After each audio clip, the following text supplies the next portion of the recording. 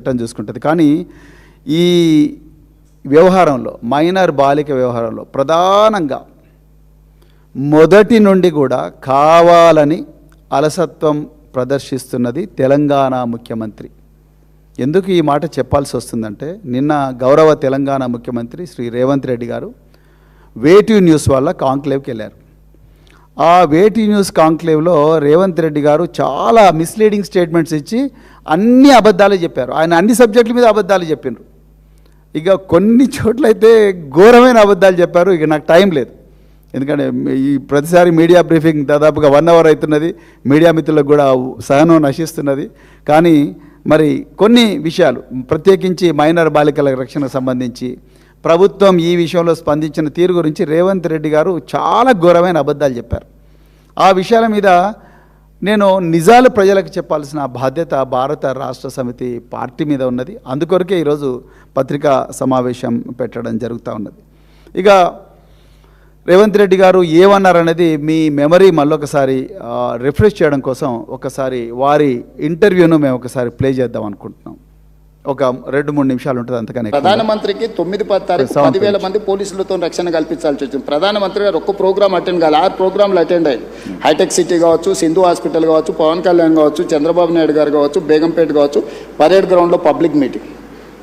వేలాది మంది కార్యకర్తలు వచ్చినప్పుడు సిస్టమ్ మొత్తము 4 days కంటిన్యూస్గా 10,000 పోలీసు ఈ మొత్తం కమిషనరేట్లలో అందరూ అక్కడనే డిప్లాయ్ చేయాల్సి వచ్చింది. Prime minister security. చిన్న మిస్టేక్ జరిగితే ఏం జరుగుతుందో నీకు తెలియదు ఏముంది. అందులో హైదరాబాద్ హై సెన్సిటివ్ సిటీ. రకరకాల దేశంలో ఏ మూలన ఐఎస్ఐ దాడులు జరిగితే కూడా దాని మూలాలు అప్పుడప్పుడు హైదరాబాద్లో వెళ్తూ ఉంటాయి. సో ప్రధానమంత్రి పర్యటనను చాలా సీరియస్గా తీసుకొని 10th రోజు 11th పొద్దున్నే ఇమ్మీడియట్గా సెక్షన్స్ ఆర్డర్స్ వేసి ఇమ్మీడియట్గా వాళ్ళ ఇంటికి వెళ్ళి నోటీస్ ఇచ్చినాం. ఇప్పుడు దాంట్లో అమ్మాయి డేట్ ఆఫ్ బర్త్ ఇష్యూస్ మీద 2 రకాల ఆరోపణలు ఉన్నాయి. 2 రకాల ఆరోపణలు ఉన్నప్పుడు ఇప్పుడు బండి సంజయ్ వాళ్ళ కొడుకు కూడా పోయి పోలీస్ స్టేషన్లో అంతకంటే ముందే కంప్లైంట్ ఇచ్చిన. వాళ్ళు కంప్లైంట్ ఇచ్చిన తర్వాత 2 గంటల తర్వాత వీళ్ళు వచ్చి కంప్లైంట్ ఇచ్చారు. ఇప్పుడు అతను ఇచ్చిన కంప్లైంట్ కరీంనగర్లో ఇచ్చిండు, వీళ్ళు ఇచ్చిన కంప్లైంట్ సైబరాబాద్లో ఇచ్చిండు. కంప్లైంట్స్ను బేరీజు వేసుకోవడమే కాకుండా ఇప్పుడు అందులో ఉన్న ఆరోపణలని అమ్మాయి స్టేట్మెంట్ తీసుకోకుండా ఫోక్సో కేసులో పర్టికులర్గా మైనర్ గర్ల్ విషయంలో అమ్మాయి స్టేట్మెంట్ తీసుకోకుండా ముందుకు వెళ్ళడానికి లేదు. ఇమ్మీడియట్గా అమ్మాయి స్టేట్మెంట్ తీసుకొని సెక్షన్స్ ఆర్డర్స్ వేసి ఇమ్మీడియట్గా నోటీస్ ఇస్తే అతను అబ్స్కాండ్లో ఉన్నాడు. సో ఈరోజు మేము చేస్తున్న దాంట్లో చట్టబద్ధంగా ఒకవేళ అడావిడికి వెళ్ళి మేము ఇంటి మీద పడి 1,000 మంది పోలీసులను పంపిస్తే మీరేమంటారు? రాజకీయ వివక్ష. ప్రధానమంత్రి సభ విజయవంతమైనందుకు రేవంత్ రెడ్డి గారు భారతీయ జనతా పార్టీకి భయపడిపోయి బండి సంజయ్ మీద పోలీసులతో దాడులు చేయించిన మళ్ళీ మీరే మాట్లాడేటోళ్ళు. సో ఇప్పుడు ఎవరికి మా ప్రభుత్వంలో నేను మీకు చెప్తున్నా, అది సినిమా స్టార్లు అయినా సరే, ప్రజాప్రతినిధులైనా సరే, వాళ్ళ పిల్లలైనా సరే, ఎవ్వరికి మినహాయింపు లేదు. మీరు నన్ను చూసిండ్రు సినిమా తారల విషయంలో ఎట్లా వ్యవహరించినా, ప్రజాప్రతినిధులు డ్రగ్స్లలో దొరికితే ఏ రాష్ట్రం వాళ్ళైనా ఏ పార్టీ వాళ్ళైనా నేను ఏ విధంగా తీసుకొచ్చినా ఇందులో కూడా ఎలాంటిది లేదు. ఇది మైనర్ గర్ల్ ఇష్యూ. మేము గట్టిగా చెప్పడానికి లేదు, ఎట్లా పడితే అట్లా వ్యవహరించడానికి లేదు. ఆ బాధిత కుటుంబానికి రాష్ట్ర ముఖ్యమంత్రిగా నేను న్యాయం చేస్తానని ఒక హామీ ఈ వేదిక నుంచి ఇవ్వగలుగుతారా సార్? నేను అనేది ఎవరైతే నేరస్తులు ఉందో 100% శిక్షించే బాధ్యత నాది. హోంశాఖనే కాదు, నేను ముఖ్యమంత్రిని. నేను పక్కడ్బందీగా ప్రణాళిక చేస్తున్నా. నేను ఒకవేళ సహాయం చేయాలంటే ఫోక్సో కేసే పెట్టాను కదా నర్సింగ్. ఫోక్సో కేసు పెట్టిన, కంప్లైంట్ వచ్చిన గంటలో ఫోక్సో కేసు పెట్టిన అంటే what is my commitment? POCSO case ఎందుకు పెడతాం? ఏదో అమ్మాయి వచ్చింది, మదర్ వచ్చింది, మదర్ సరే, మళ్ళీ నేను ప్లే చేస్తాను. సో ముఖ్యమంత్రి గారు మీరు చాలా కాన్ఫిడెంట్గా అన్ని అబద్ధాలే చెప్తున్నారు, చాలా కాన్ఫిడెంట్గా. నేను మళ్ళొకసారి తెలంగాణ ప్రజలకు వాస్తవాలు జరిగిన విషయాలు నేను చెప్తాను. ముఖ్యమంత్రి గారు మీకు కొన్ని ప్రశ్నలు కూడా ఇస్తాను. నేను 2000 మొట్టమొదట ఏ కేంద్ర మంత్రి ఉన్నా, కిషన్ రెడ్డి గారైనా, బండి సంజయ్ గారైనా, ఇంకెవరైనా కేంద్ర మంత్రులున్నా, రాష్ట్ర గవర్నర్ గారైనా, వాళ్ళు ఏదన్నా అవసరం ఉన్నా, సమస్య ఉన్నా వాళ్ళు లోకల్ పోలీసులకు చెప్పరు. రాష్ట్ర గవర్నరు పంజాగుట్ట పోలీస్ స్టేషన్లో ఇన్స్పెక్టర్కు చెప్పరు. కేంద్ర బొగ్గు గనుల శాఖ మంత్రి కిషన్ రెడ్డి గారు బర్కత్పురాలు ఉంటారు. ఆయన బర్కత్పుర పోలీస్ స్టేషనో కాచిగూడ పోలీస్ స్టేషన్లకో చెప్పరు. అదేవిధంగా బండి సంజయ్ గారు వారు ఎక్కడుంటారు? కరీంనగర్లో ఉంటారు. కరీంనగర్ పోలీసు వాళ్ళకి చెప్పడు, డైరెక్ట్ ముఖ్యమంత్రితోనే మాట్లాడతారు. అది ప్రోటోకాల్. నేను 2001వ సంవత్సరం నుంచి 2004వ సంవత్సరం వరకు కరీంనగర్ ఎస్పీగా పనిచేశాను. ఆ టైంలో 2002వ సంవత్సరంలో మార్తాండరావు అని చెప్పేసి ఒక స్పెషల్ క్లాస్ కాంట్రాక్టర్ను నక్సలైట్లు కిడ్నాప్ చేస్తారు.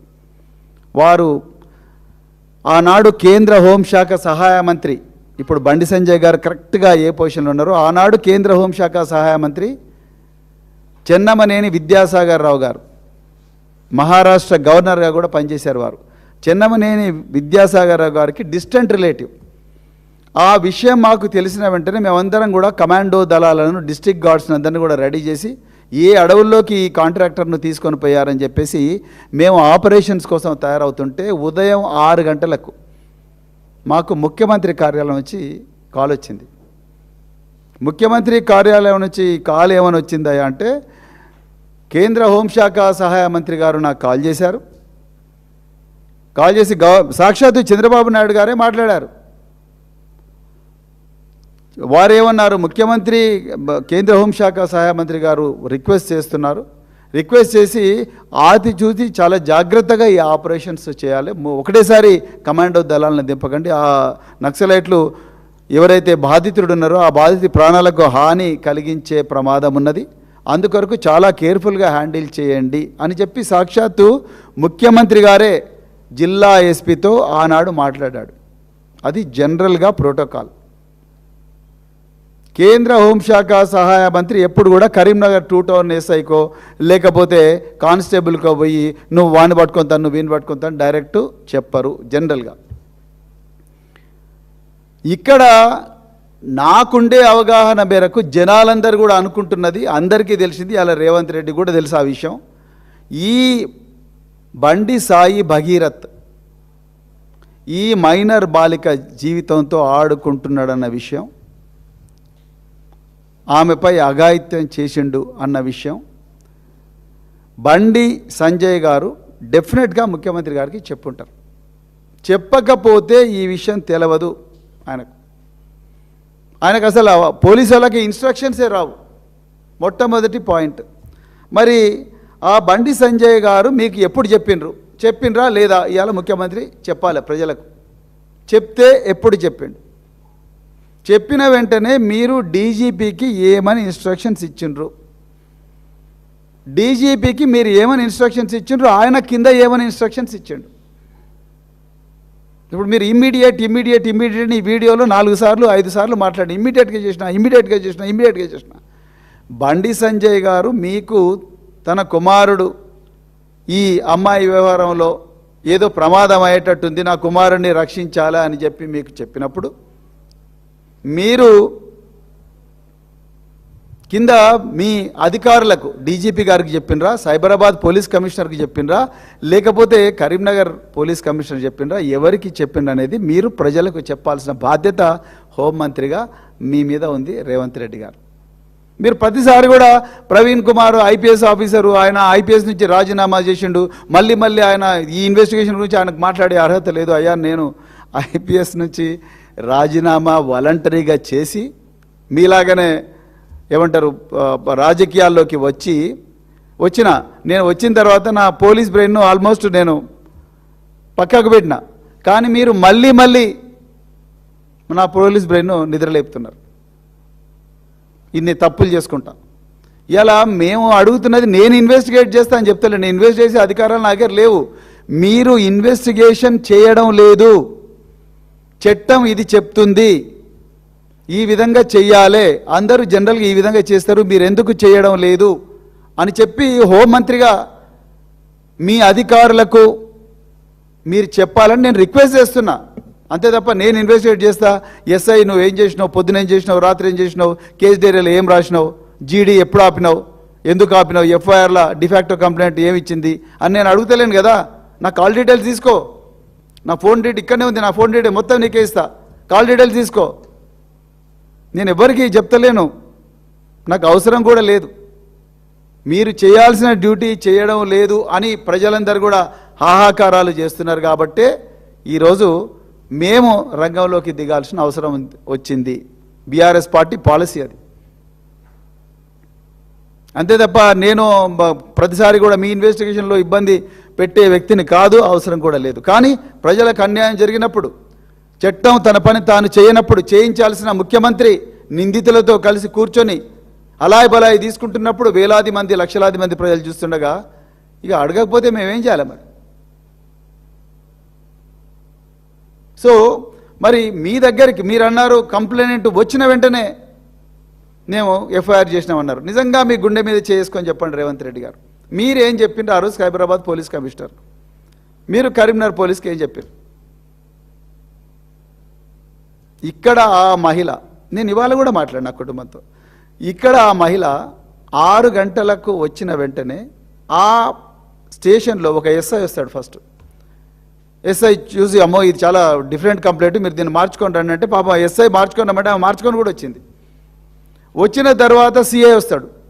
సిఐ 9 గంటల నుండి 12 గంటల వరకు కనీసం ఆమె మహిళతో మాట్లాడలేదు. ఇంట్లో ఒక్కతే బిడ్డ, అప్పటికే 2 సార్లు సూసైడ్ అటెంప్ట్ చేసింది. ఒక్కతే బిడ్డ ఇంట్లో కూర్చొని ఏడుస్తుంది, తల్లేమో పోలీస్ స్టేషన్లో ఉంది. ఇది ఇలా ఉండగా కరెక్ట్గా అదే టైంలో కరీంనగర్ 2 టౌన్ పోలీస్ స్టేషన్లో ఈ కుటుంబం మీద, ఈ అమ్మాయి మీద 17 సంవత్సరాల బాలిక మీద, తల్లి మీద, తండ్రి మీద ఒక ఎఫ్ఐఆర్ అవుతుంది. ముఖ్యమంత్రి గారు మీరు నిన్న ఏమన్నారు? బండి సాయి భగీరథే పోయి కరీంనగర్ 2 టౌన్ పోలీస్ స్టేషన్లో కేసు పెట్టిండు అన్నారు. నిజంగా రాష్ట్ర ముఖ్యమంత్రిగా, హోంమంత్రిగా మీకు కొనసాగే అర్హత లేదు రేవంత్ రెడ్డి గారు. నిజంగా మీకు ఈ ప్రజలకు న్యాయం చేయాలన్న ఇంటెన్షన్ పూర్తిగా లేదు, లేకనే ఉండాలి. లేకపోతే పోలీసు వాళ్ళు మిమ్మల్ని కంటిన్యూస్గా తప్పుదో పట్టిస్తూనే ఉండాలి. మీరు 18 నిన్న వెయిట్ న్యూస్ ఇంటర్వ్యూలో మీరు ఏం చెప్పారు? 18 గంటలు రివ్యూ చేస్తుంటే ఆఫీసర్లు ఇంకా ఎన్నిసార్లు రివ్యూ చేస్తారు సార్ అని చెప్పి అలసిపోయి పారిపోతున్నారు, నన్ను చూశాను అన్నారు. 18 గంటల రివ్యూ చేస్తున్నా నాకు చాలా స్పష్టత ఉంది. నా ఎనర్జీ అంతా కూడా ప్రజా సంక్షేమం కోసమే పెడుతున్న తప్ప, ప్రజా రక్షణ కోసం పెడుతున్న తప్ప నన్ను ఇబ్బంది పెట్టిన శత్రువుల మీద నేను ఏ మాత్రం కూడా ఎనర్జీ పెడతలేను అని చెప్పి వాళ్ళ కర్మకు వాళ్ళు ఏమన్నా కానీ అని స్టేట్మెంట్ మీరు ఇచ్చిండ్రు. నిజంగా 18 గంటల రివ్యూ చేసిన వాళ్ళు మీకు కనీసం ఈ ఇన్ఫర్మేషన్ మీ కరీంనగర్ సిపి ఎట్లా ఇవ్వలేదు రేవంత్ రెడ్డి గారు?